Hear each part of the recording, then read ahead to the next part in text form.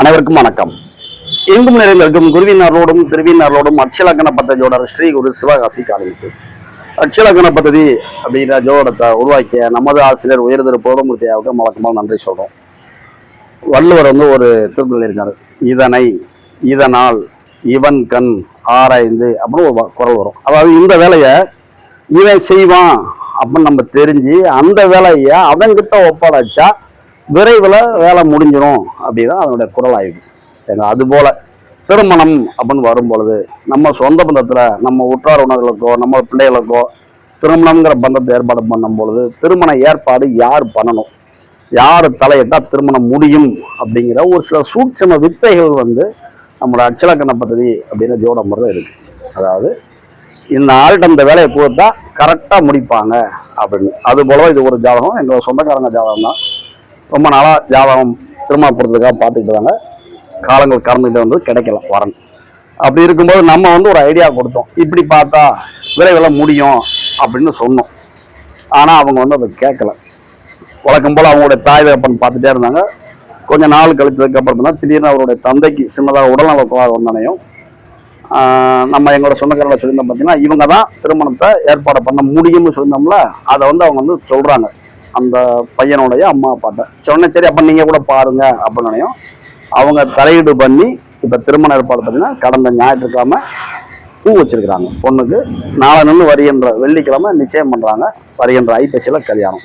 நம்மளுடைய சேனலில் வர வீடியோஸை பேசிக் படிக்கிற மாணவர்களும் பார்க்குறாங்க, அட்வான்ஸ் படிக்கிற மாணவரும் பார்க்குறாங்க, A2 அப்படிங்கிற தொழில்முறை ஜோடம் படிக்கிறவங்க படிக்கிறாங்க. இப்படி இருக்கும் பொழுது படிக்கும் பொழுது ஏற்படுகின்ற ஒரு சந்தேகங்களை நம்ம அனுபவத்தில் பார்க்கும் பொழுது ஒரு சில விஷயங்கள் நமக்கு எளிதாக தெரியும். சரிங்களா? புலப்படும் அப்படிங்கிறதுக்காக நம்மளோட வீடியோ போட்டுட்ருக்கோம். இதை அனைவருமே பார்த்து பயன்பட்டுக்கோங்க. உங்களுக்கு எழுகின்ற ஒரு சில விளக்கங்கள் அப்படிங்கிறது படிக்கும் பொழுது இல்லாத ஒரு சந்தேகம், ஒரு நுணுக்கங்கள் அப்படின்னு நமக்கு எளிதாக புலம்படும். அது போல இது ஒரு ஜாதகம். பாவசாரம் போட்டிருக்கோம், பக்கத்தில் டிகிரி கணக்கு போட்டிருக்கோம். இதை பார்த்து பயன்படாதீங்க. இது தொழில்முறை ஜோடம் அப்படிங்கிற A2 படிக்கிறதுக்கானது இந்த குறிப்பு. இது நம்ம நார்மலாக உள்ளவங்களுக்கு, பொதுமக்களுக்கும் பேசிக் அட்வான்ஸ் படிக்கிறவங்களுக்கும். சரிங்களா? பொதுவாக டிகிரி கணக்கு அப்படின்னா வேறு ஒன்றும் இல்லைங்க. ஒரு பாக்ஸில் பொதுவாக இந்த பாக்ஸ் எடுத்துக்கிடுவாங்க. இதுக்குள்ள 9 விதமான நட்சத்திர பாதங்கள் இருக்காங்க. சரிங்களா? விசாகம் 4. சரிங்களா? அதுக்கப்புறம் பார்த்தீங்கன்னா அனுசம் 1, அனுசம் 2, அனுசம் 3, அனுசம் 4. அதுக்கப்புறம் கேட்டை 1, கேட்டை 2, கேட்டை 3, கேட்டை 4. இப்படி 9 விதமான நட்சத்திர பதங்கள் இருக்கு. டிகிரி அப்படிங்கிறது 0ல் ஆரம்பிச்சு 3, 20 கலை அப்படின்னு வரும். சரிங்களா? அப்படின்னா விசாகம் 4ங்கிறது 0ல் ஆரம்பிச்சு 3, 20 வரும்.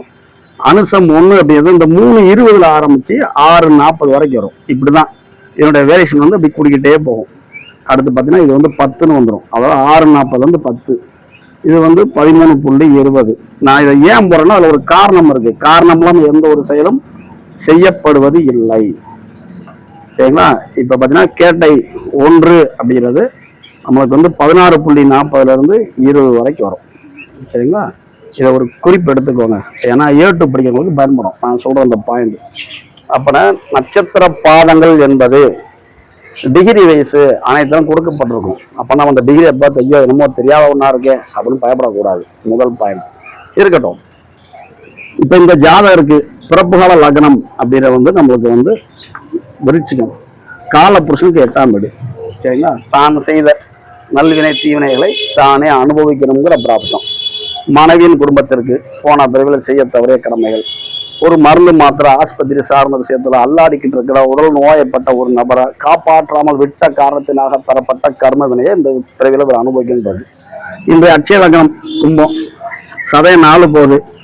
அட்சய லக்னம் புலி சதயம் 4 இன்னைக்கு 10/9/2018 18 டிகிரியில போகுது. இதை ஒரு குறிப்பிட்டுக்கோங்க. சரிங்களா? அப்பனா இந்த நேரத்தில் நமக்கு இங்க என்ன வருது? சதயம் 4 நவாம்ச புலி, சதயம் 1, சதயம் 2, சதயம் 3, சதயம் 4 போகும். அட்சய லக்னத்துக்கு 2ஆம் இடத்துல யார் ஒருவருக்கு சரிங்களா பிறப்புகால லக்னம் 2, 5, 8, 11 போதும்.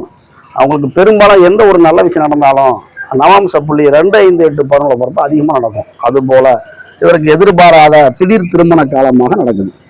இவருக்கு நம்ம என்ன சொல்லியிருந்தோம் அப்படின்னா தாய் தப்பன் வரன் பார்க்க கூடாது அப்படிங்கிறதையும், இவருக்கு உடன் பிறந்த சகோதர சகோதரர் இருக்காங்கிறப்ப அவருக்கு 2 அக்கா இருந்தாங்க.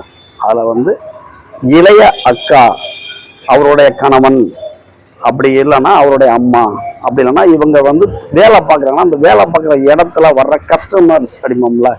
நம்ம ஒரு தொழில் பண்ணுறோம், ஒரு வேலை பார்க்குறோமா, வேலை செய்கிற இடத்துல வர்ற நம்முடைய வாடிக்கையாளர்கள் தொழில் சார்ந்து வருவாங்களோ அவங்கள்ட்ட சொல்லி இவங்களுக்கு திருமணம் முடியணும்னு இருந்தது. அப்படி இருக்கிறப்ப அவங்க நிறைய சொல்லி பார்த்தாங்க, ஒன்றும் அமையலை. இவங்களுக்கு வந்து 2 அக்கா. மூத்த அக்கா அப்படிங்கிறது 11ஆம் பாகம், அட்சலக்கணத்துக்கு 11. சரிங்களா? இவங்களுடைய சகோதரம் அப்படிங்கிறது இதுல இருந்து 3 பாகத்தை கொடுக்கணும். அப்பனா 1 2 3. அப்பனா 1 அப்படிங்கிறது இந்த ஜாதகரையும் குறிக்கும், இந்த ஜாதகருடைய மூத்த அக்காவுடைய தங்கச்சி அப்படிங்கிற இவங்களையும் குறிக்கும். யாரு? இளைய அக்கா. சரிங்களா? அவருடைய கணவர் 7ஆம் இடம், கணவரின் அம்மா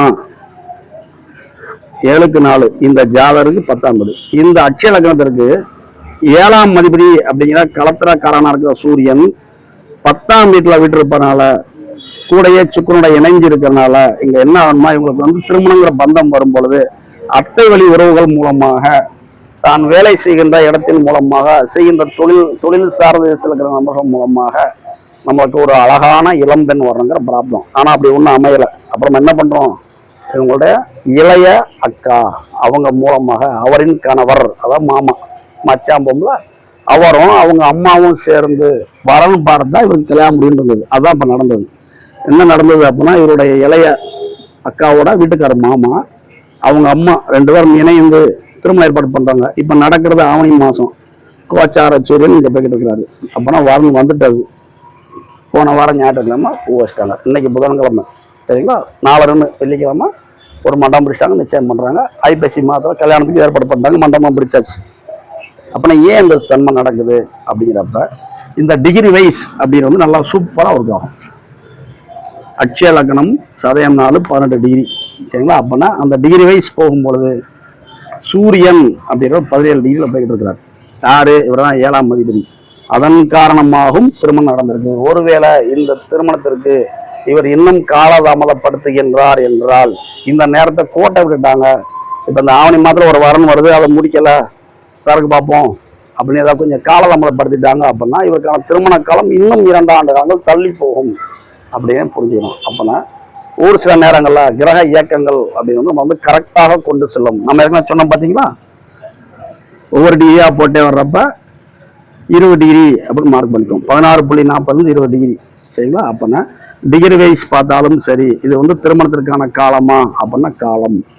எதிர்பாராத திடீர் திருமணம் நடக்குதுங்கிற பிராப்தம் நடக்குது. திடீர்னு ஒரு அழகான இளம் மனைவி வர்றாங்க, அனைத்து விஷயத்தை விட்டு கொடுக்குறாங்க, திருமணங்கிற பந்தம் நடக்குது. அப்போ நம்ம என்ன புரிஞ்சுக்கிறோம் அப்படின்னா, பேசிக் அட்வான்ஸ் A2 அப்படின்னு அனைத்தையும் மிங்கிள் பண்ணி இந்த வீடியோ பார்த்தாலும் புரியும். பேசிக் படி பார்த்தாலும் புரியும். பேசிக் படி என்ன, அட்சய லக்னத்துக்கு 7ஆம் அதிபதி சூரியன் கோச்சாரத்தில் 7ஆம் வீட்டுக்கு வர்றாரு, திருமணம். சரியா வந்துருச்சுங்களா? திருமணம் சார்ந்த நிகழ்வுகள். 7ஆம் அதிபதியா இருக்கின்ற சூரியன் 9ஆம் வீட்டில் வரும்போது திருமணம், ஐப்பசி மாதம்.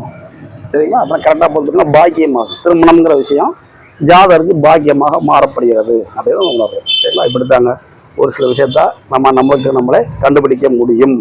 ஜாதகத்தில் அனைத்துமே கொடுக்கப்படுகின்றன. நாம் தான் கவனமாக பார்த்து எடுத்துக்கணும். நம்முடைய சிந்தனையும் செயலும் சரியாக இருக்கும் பொழுது நாம் அனைத்து விஷயத்தையும் இந்த நேரத்தில் இந்த செயல் இப்படி தான் நடக்கும், கோச்சார கிரகங்கள் இப்படி இந்த இடத்துல போகும்பொழுது, இப்படி டச் ஆகும் பொழுது இப்படி நடக்கும் அப்படின்னு நினைக்கிறப்ப அது சரியாக நடக்கும். கொஞ்சம் கூட மாற்றம் கிடையாது. சரிங்களா? அப்புறம் இவங்க ஜாதகத்துல வேற எதுவும் பிரச்சனை இருக்கானா, நிறைய பிரச்சனை இருக்கு. அதையும் அவங்க சொந்த பந்தத்தில் இன்டிமேட் பண்ணியிருக்கோம். சரிங்களா? ஆனால் அவங்க நம்மகிட்ட திருமணப்படுறதுக்கு வரவே இல்லை. நம்ம தான் நிறைய மைனஸாக சொல்கிறோம்ல, இப்படி இருக்க போது அப்படி இருக்க போது பயமுறுத்துறோம்ல, நம்மகிட்ட வரலை. சரிங்களா? அவங்களா வெளியில் பொருத்தம் பார்த்தாங்க, திருமண பாடம் கொண்டு போகிறாங்க. இந்த பிரபஞ்சத்தின் மூலமாக அனைத்து நல்லபடியாக நடக்கட்டும். சரிங்களா? அப்போ நம்ம என்ன சொல்ல வரோம்னா, ஏற்கனவே வள்ளுவர் சொன்னது போல இந்த நேரத்தில் இவங்க மூலமாக இந்த செயல் இப்படி நடக்கணும் அப்படின்னு விதி பலன் இருந்ததுன்னா அவங்க மூலமாக நடக்கும். அப்பனா யாரால நடக்கணும் அப்படின்னு திட்டமிடுறது பிறப்பு கால லக்கணத்திலிருந்து இன்றைய அட்சய லக்கணமா இருக்கிற அட்சய லக்கண பദ്ധதி அப்படிங்கிற ALP மெத்தடில் அதுல இருந்து நம்மளுடைய சுயஜாதத்தை கம்பைன் பண்ணி பார்த்துக்கலாம். ஒன்று, அட்சய லக்கண பദ്ധதி அப்படிங்கிற இடத்துல இருந்து கோச்சார கிரகங்கள் வானமண்டல இயக்கங்கள் நமக்கு இயங்கி கொண்டிருக்கும் பொழுது சரியான இடத்துல சரியாக வரும் பொழுது அந்த செயல் நடந்துருது அப்படி வந்து புரிஞ்சுக்கணும். சரிங்களா?